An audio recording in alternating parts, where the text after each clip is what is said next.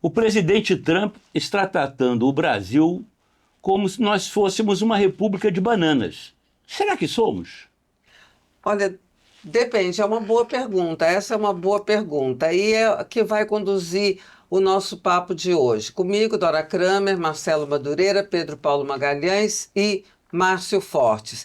Olha, o Brasil está numa situação inédita, peculiar, inédita, nunca vista. E sob uma ameaça que não é de um país irrelevante, é da maior potência do mundo, não é? E atingindo, por enquanto, as áreas da política, da justiça, do comércio, das finanças e até das Forças Armadas, sempre muito próximas ao governo, às Forças Armadas americanas. Já houve cancelamento de manobras, enfim. É uma escalada que a gente não sabe aonde vai dar. E quando o Marcelo faz a pergunta, será que somos uma república de bananas? É isso. Como é que a gente está reagindo? Poderíamos ter reagido diferente? O que que dá para fazer diante disso? É a respeito disso que a gente vai conversar aqui nessa mesa e com você, porque o programa vai começar.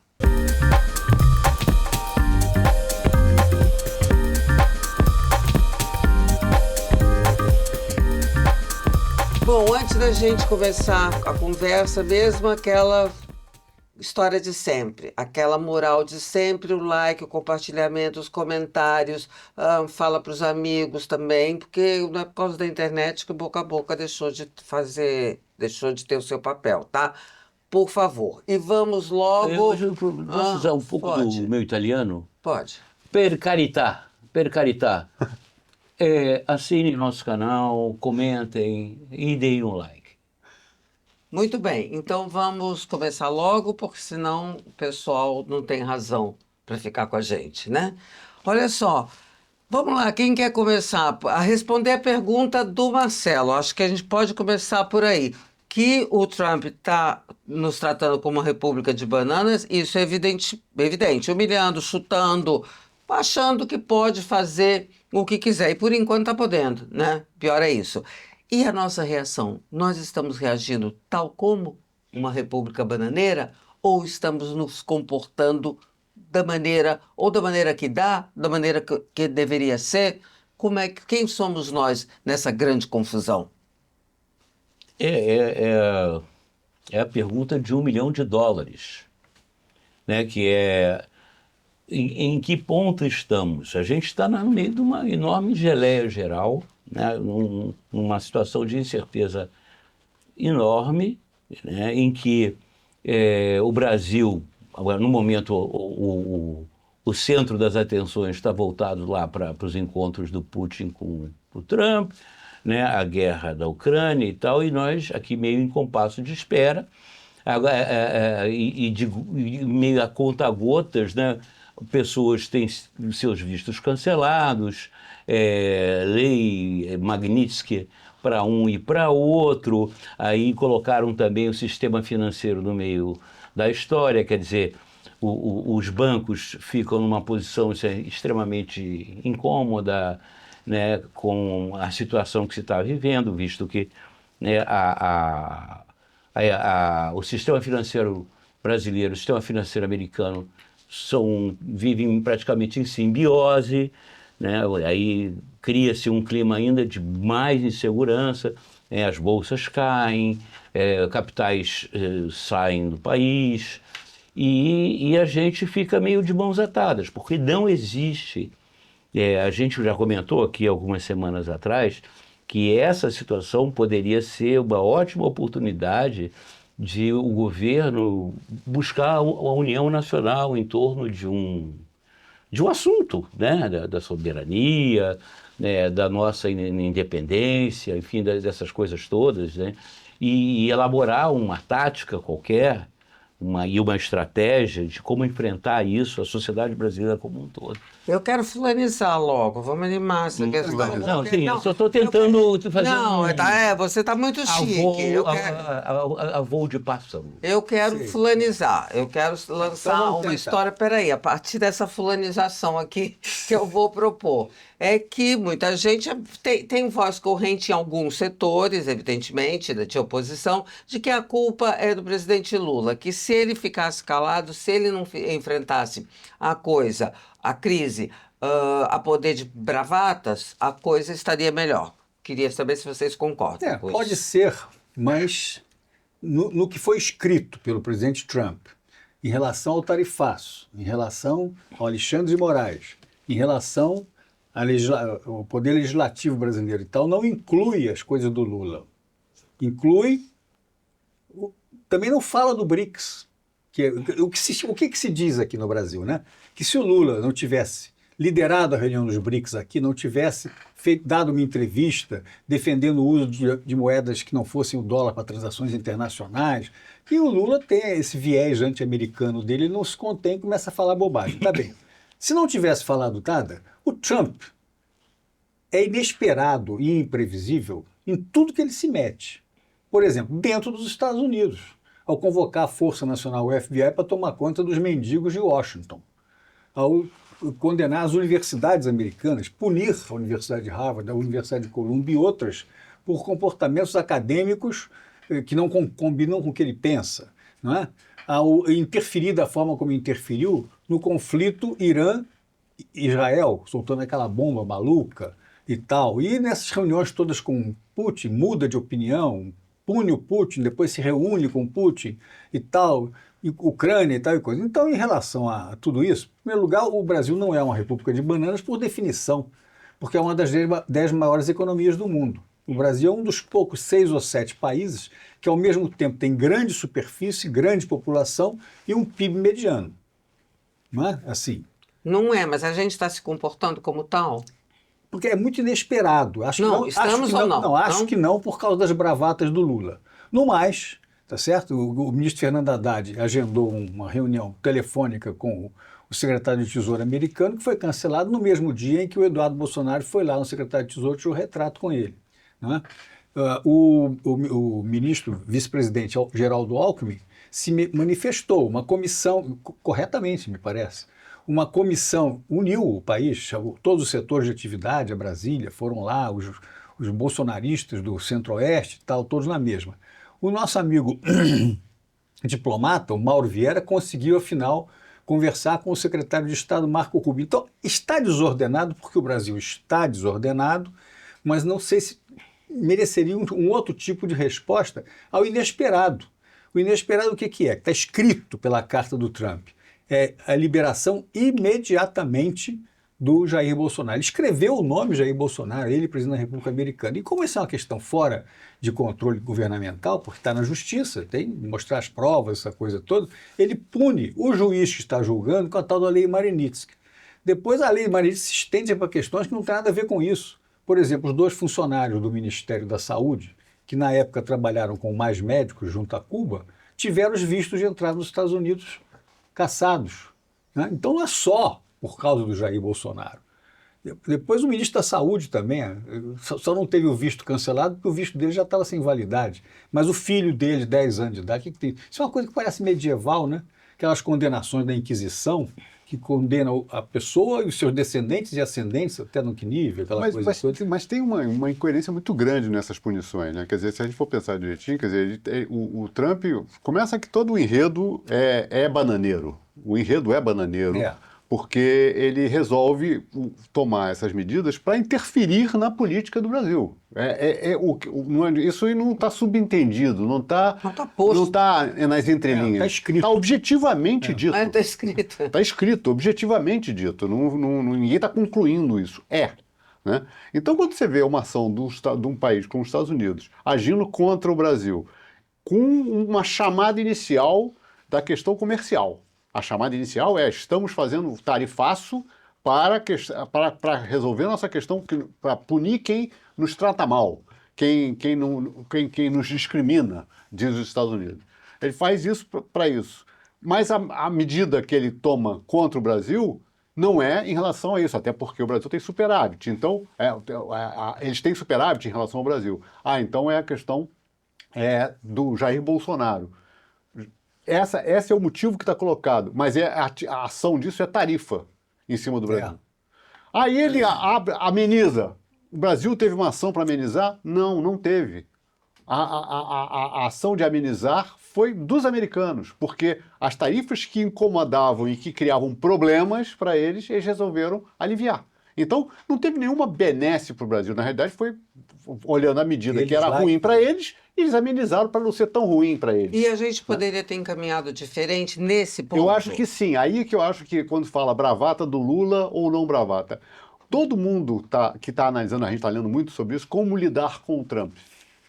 A tática de todo mundo é bajula. Bajula. Então, o Zelensky foi chamado a atenção, falou, passa a bajular, senão você não vai conseguir conversar com ele.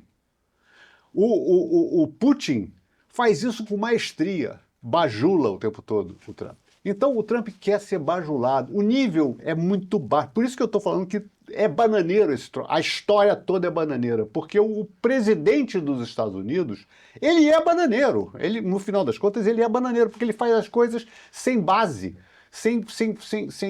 é uma coisa sem consistência. Porque eu posso, ele explicou. Porque eu posso, ele faz as coisas. Mas se a gente tivesse adotado essa coisa do bajular, teria adiantado? Se o Lula se não ficasse fazendo bravata e tentasse construir e fizesse um nível de bajulação que fosse possível fazer, não uma bajulação ostensiva, mas procurá-lo. Então eu fico muito em dúvida dessa história, não vou procurar porque eu vou tomar um toco.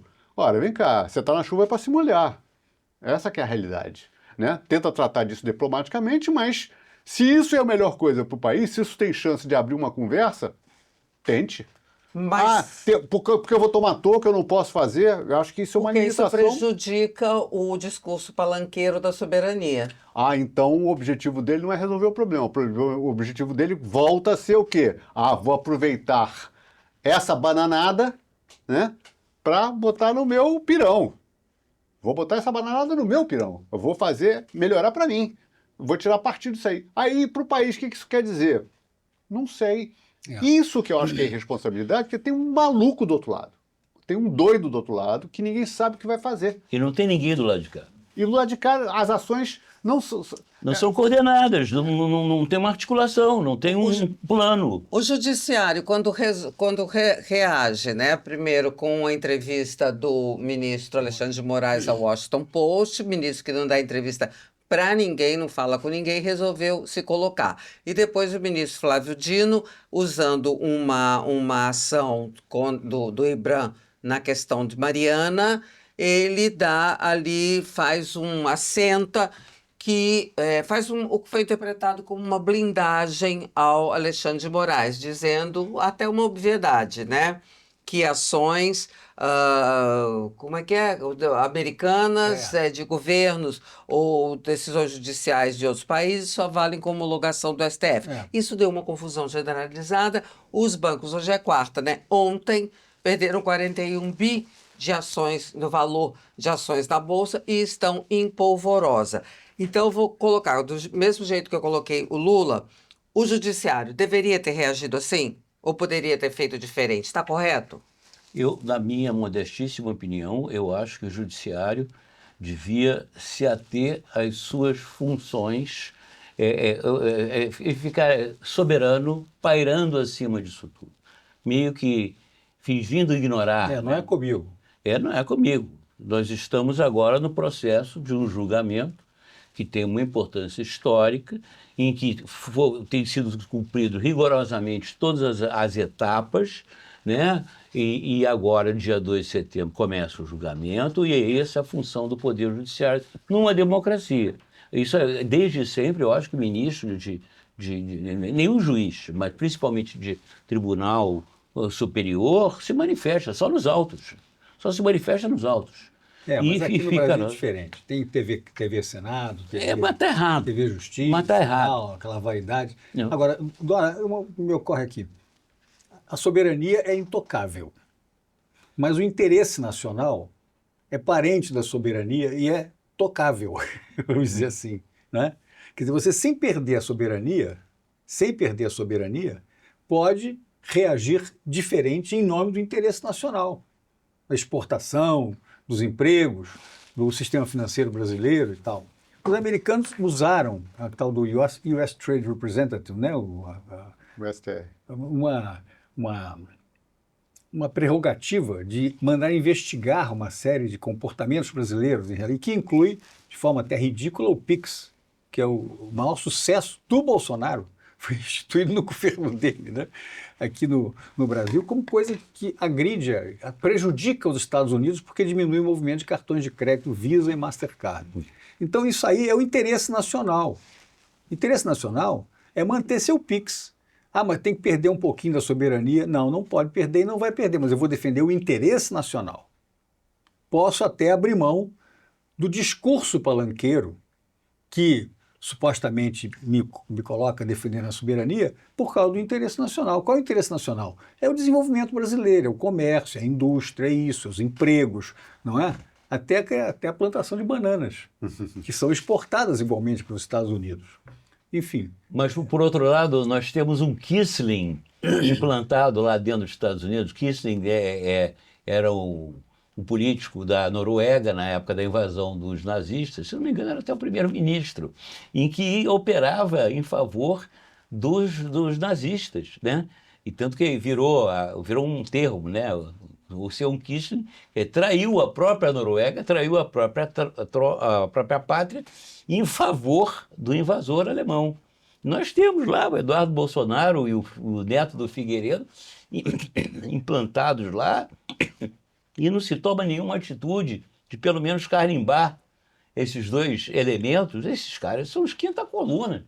Esses caras traem a nação em prol de interesses próprios. Eu acho também que até eles se surpreendem com o Trump.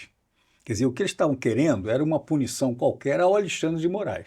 Não acredito que quisessem punir o Brasil como um todo por causa do julgamento do Bolsonaro. Mas aí o Trump, no seu jeito de ser, disse, não, eu posso mais do que isso. Eu posso acabar com esse país aí, pô, tal, né? Parar de comprar deles o que eles podem vender, etc. E muito bem, agora vamos evoluir, né? A economia brasileira vai sofrer, mas não vai definitivamente piorar tanto por causa desse tarifaço. Então volta-se a questão dos vistos, da Magnitsky, disso, daquilo, que voltaram à manchete. Que esbarra numa questão institucional, Claro. né? Que Passada a surpresa e a compreensão clara do tarifaço, fez as contas, quanto é que a gente vai perder de PIB, disso, daquilo e tal coisa, né?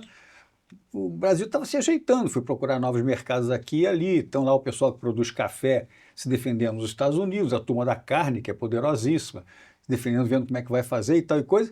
Então parece que ajeitou o negócio do tarifaço. Aí pau, vem para Magnitsky, que todo mundo tem que aprender a falar esse nome, Magnitsky.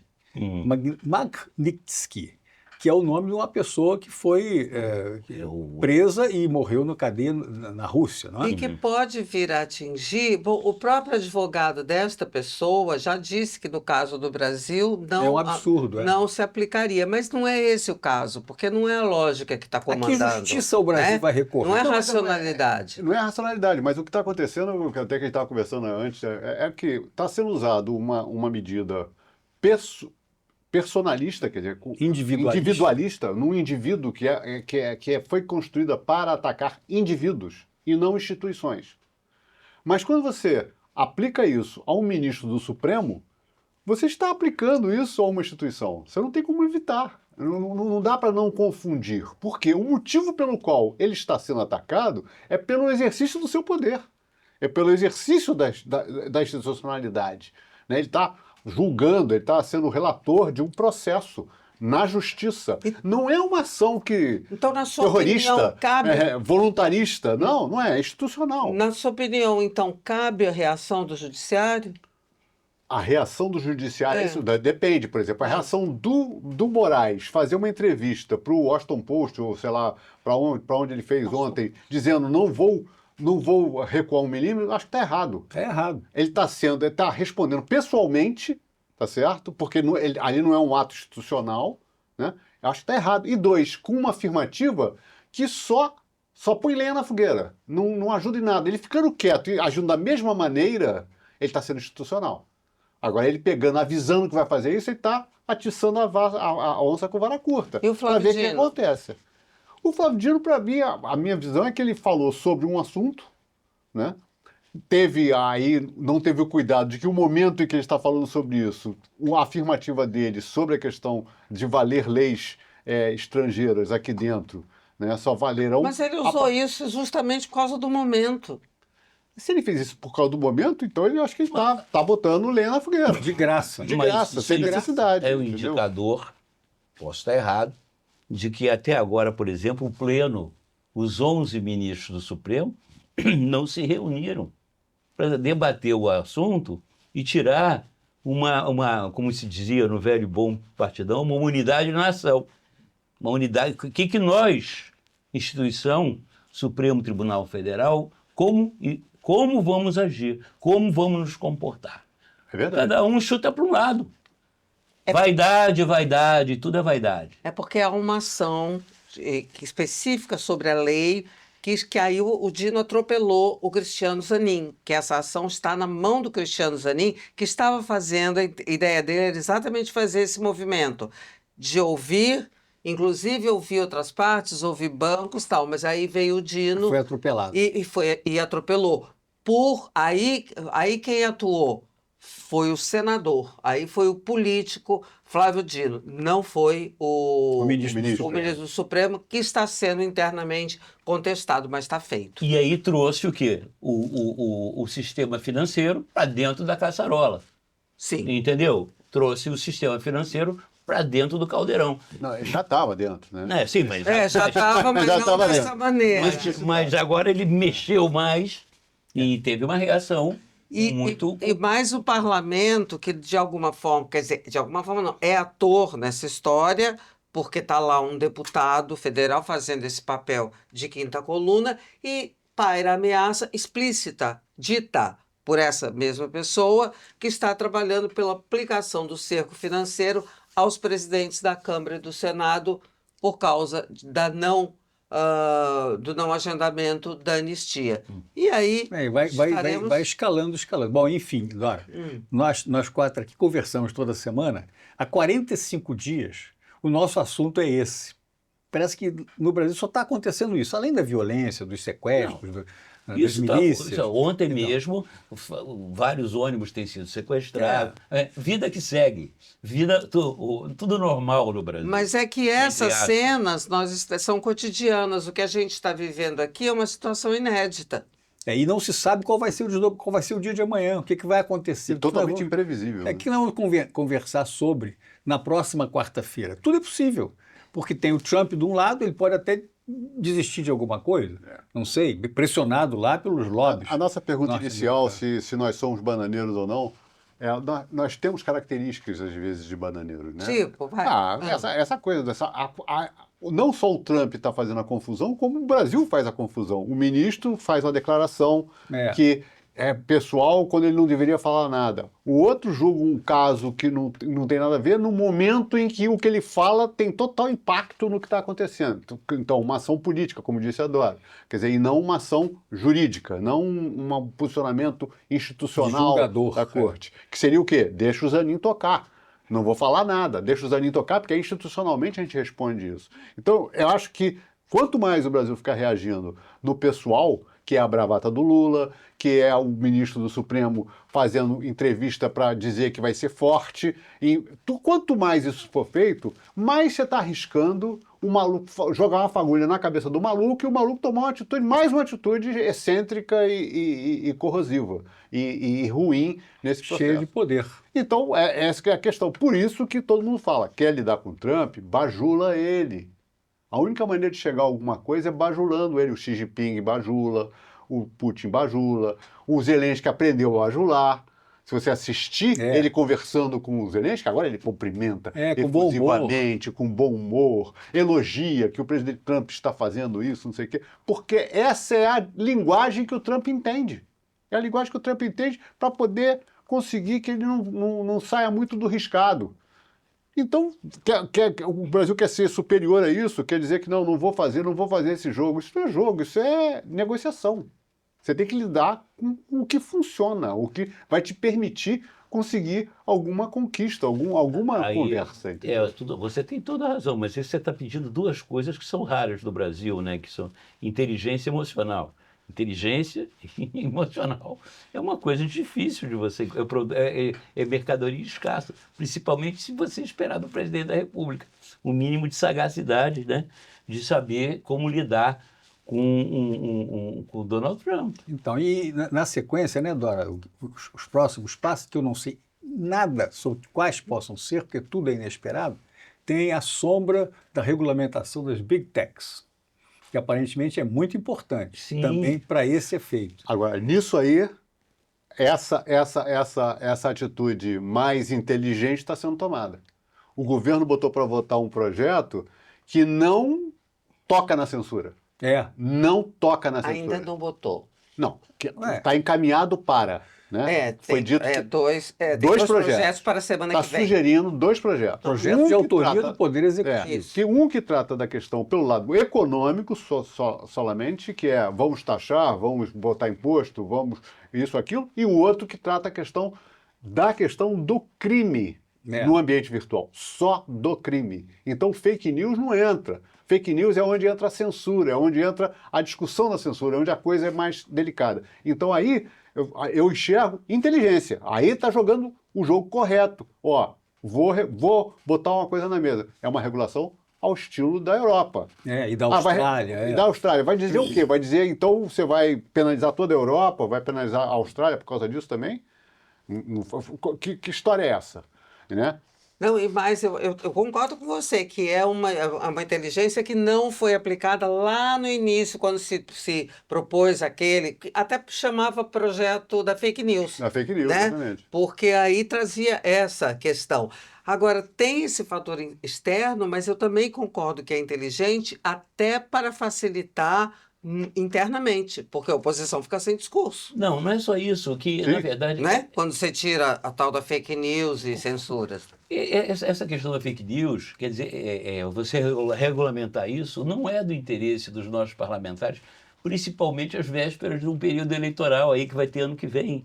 Né? Para vigorar o Vale Tudo. O Vale Tudo. Não, mas essa lei tem passagem, porque ela não entra nessa história, não gera um poder de censura. Exatamente, mas o embrólio estava todo aí, porque no escopo total da lei, você tratava da fake news, que não é do interesse dos nossos digníssimos parlamentares. Aí é que está a inteligência de ter tirado isso. Ter tirado isso. Tiraram. Aí você vai discutir isso, você está num patamar de dificuldade que é igual às regulações que já foram feitas com Big Tech no mundo. Uhum. Você não está indo além disso. Não, é uma atitude, digamos assim, inteligente, mas também é oportunista também. Mas eu acho que eu não chamo de oportunismo, eu chamo de senso de oportunidade. Senso de oportunidade, não é um oportunismo pejorativo. Vai de encontro ao interesse nacional, mas também não vai em sentido contrário dos interesses dos nossos parlamentares, entendeu? Portanto, tem chance de ser aprovado, tem chance de acontecer. Vamos ver os próximos passos. Nós estamos aqui tratando da chuva do Trump, né? Abrindo guarda-chuvinhas, assim. Vamos ver os próximos passos. De que lado que vem a chuva, o vento, se vai pegar de lado e tal. Porque tem esses aspectos todos em paralelo. Né? E não se pode imaginar nada da presidência da República Americana. Uma coisa importante, né, Dora, é que esse tema, Big Tech, por exemplo, foi anunciado como sendo o mais importante na questão do tarifaço na época. Depois sumiu. Agora voltou pelo projeto de lei. Mas agora voltou por causa da exploração infantil. Por causa da exploração infantil, que essa influência... Exato. Adultização, nome que eu nunca tinha ouvido falar. Adultização. Que é exploração infantil. Exatamente. E que mostrou que tinham ações da Meta e de outros muito ruins em relação Também não posso deixar a Dora acabar o programa sem manifestar minha perplexidade com a punição do menino, não sei de que idade, 10 ou 11 anos, filho do ministro da Saúde, que caçaram o visto. A filha, caçaram o visto dela. Isso me lembra aquelas aquele fundamentalismo da Inquisição, da Santa Inquisição na Espanha, ou o fundamentalismo islâmico radical, né? Que pune o criminoso também, os descendentes e até os ascendentes e tal, aquela coisa toda. É uma coisa estranha. Mas chamou atenção porque a menina tem 10 anos, porque anteriormente o cancelamento de vistos que atingiu vários ministros do Supremo também atingiu familiares. Eu sei. Que aí a gente nem sabe deixa que idade estranha, que tem. mas como apareceu a menina, destampou o absurdo que é isso. Você quer punir uma pessoa? Marcelo, por exemplo, não pode entrar nos Estados Unidos. Pronto. O que a filha dele tem a ver com isso? Mas, Márcio, essa é uma medida de coerção, é uma medida de... Exatamente, não o que é uma tem medida de lógica. coerção? Eu vou atingir o filho dele, aí ele vai aprender. Vocês Até vão ver porque como é o que é. Padilha não foi punido, porque ele não tinha visto. Então ele vai ser punido porque a filha foi punida. Ele vai ser punido porque a mulher foi punida. Aliás, dói mais. Né? Dói mais. Aí eu diria assim, vocês O vão objetivo é ver... coerção, é isso mesmo, Acho está dentro que do objetivo da... Vocês vão ver do que o imperialismo é capaz. Estão reclamando dele, então vai ver como é que é o negócio aqui, tá? Mas é diferente. É diferente, você não vai explicar, não vai se alongar, porque o programa já acabou. Ó, Tem 1 minuto e Se meio. nós somos República de Banana ou não, isso é outra história. Acho que não somos, mas que nós estamos vivendo, sentindo na pele o imperialismo, então. Estamos vendo do que ele é capaz. Então a gente vai ficando por aqui, mandando beijo, abraço, carinhos para vocês Não que se sempre estão com a esqueçam gente. de dar o like. pedimos, que menino Não se esqueçam de insistente. assinar o nosso canal. Não se esqueçam de mandar também seus comentários, que são um farol para nós. É que sempre a opinião de vocês é levada em consideração. Não que vá mudar nossas opiniões, mas a gente leva em consideração. E com isso, o Márcio vira para lá para dar tchau pro vira pra lá. pessoal. Tchau, gente, pessoal. Tchau. Até a próxima quarta.